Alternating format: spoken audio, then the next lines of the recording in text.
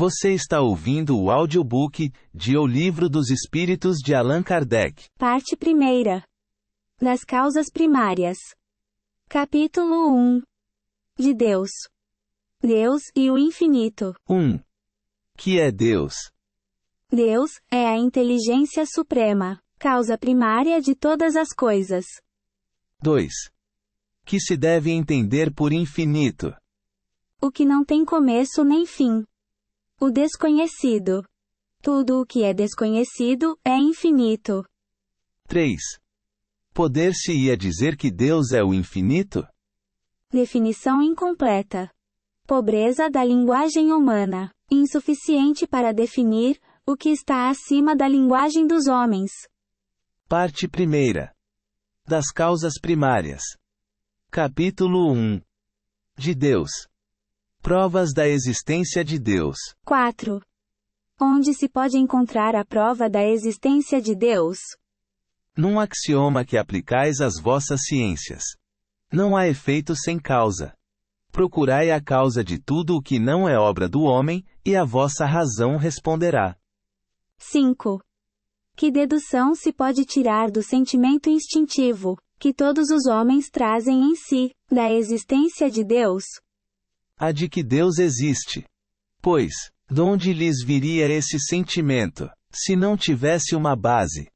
É ainda uma consequência do princípio, não há efeito sem causa. 6. O sentimento íntimo que temos da existência de Deus, não poderia ser fruto da educação, resultado de ideias adquiridas. Se assim fosse, por que existiria nos vossos selvagens esse sentimento? 7. Poder-se-ia achar nas propriedades íntimas da matéria, a causa primária da formação das coisas? Mas, então, qual seria a causa dessas propriedades? É indispensável sempre uma causa primária. 8. Que se deve pensar, da opinião dos que atribuem a formação primária a uma combinação fortuita da matéria, ou, por outra, ao acaso? Outro absurdo. Que homem de bom senso pode considerar o acaso um ser inteligente? É, demais, que é o acaso? Nada. 9. Em que é que, na causa primária, se revela uma inteligência suprema e superior a todas as inteligências? Tendes um provérbio que diz: pela obra se reconhece o autor. Pois bem, vede a obra e procurai o autor. O orgulho é que gera a incredulidade. O homem orgulhoso nada admite acima de si. Por isso é que ele denomina a si mesmo de espírito forte.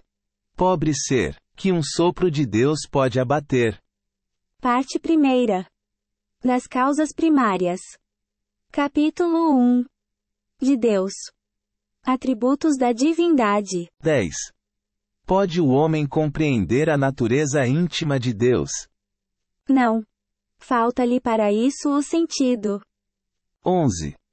Será dado um dia ao homem compreender o mistério da divindade?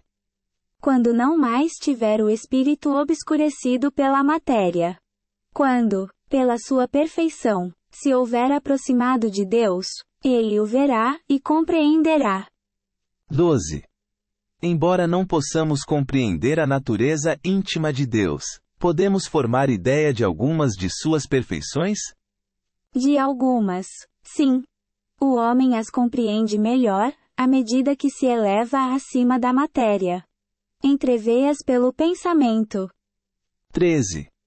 Quando dizemos que Deus é eterno, infinito, imutável, imaterial, único, onipotente, soberanamente justo e bom, temos ideia completa de seus atributos? Do vosso ponto de vista, sim, porque credes abranger tudo. Sabei, porém, que há coisas que estão acima da inteligência do homem mais inteligente, as quais a vossa linguagem, restrita às vossas ideias e sensações, não tem meios de exprimir. A razão, com efeito, vos diz que Deus deve possuir em grau supremo essas perfeições, porquanto, se uma lhe faltasse, ou não fosse infinita, Já ele não seria superior a tudo. Não seria, por conseguinte, Deus. Para estar acima de todas as coisas, Deus tem que se achar isento de qualquer vicissitude, e de qualquer das imperfeições, que a imaginação possa conceber. Parte 1. Das causas primárias. Capítulo 1. De Deus. Panteísmo. 14. Deus é um ser distinto, ou será, como opinam alguns, a resultante de todas as forças, e de todas as inteligências do universo reunidas. Se fosse assim, Deus não existiria, porquanto seria efeito e não causa. Ele não pode ser ao mesmo tempo uma e outra coisa. Deus existe. Disso não podeis duvidar, e é o essencial. Crede-me, não vades além.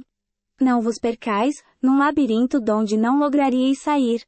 Isso não vos tornaria melhores, antes um pouco mais orgulhosos, pois que acreditaríeis saber, quando na realidade nada saberíeis.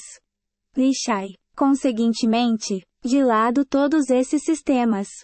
Tendes bastantes coisas que vos tocam mais de perto, a começar por vós mesmos. Estudai as vossas próprias imperfeições, a fim de vos libertardes delas, o que será mais útil do que pretenderdes penetrar no que é impenetrável. 15.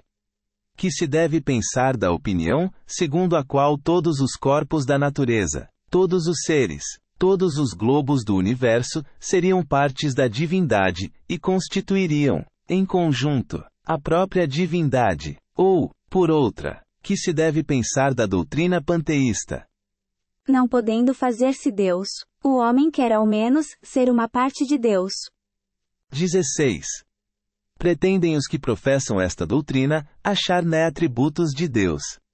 Sendo infinitos os mundos, Deus é, por isso mesmo, infinito. Não havendo o vazio, ou o nada em parte alguma, Deus está por toda parte. Estando Deus em toda parte, pois que tudo é parte integrante de Deus, Ele dá a todos os fenômenos da natureza uma razão de ser inteligente. Que se pode opor a este raciocínio? A razão.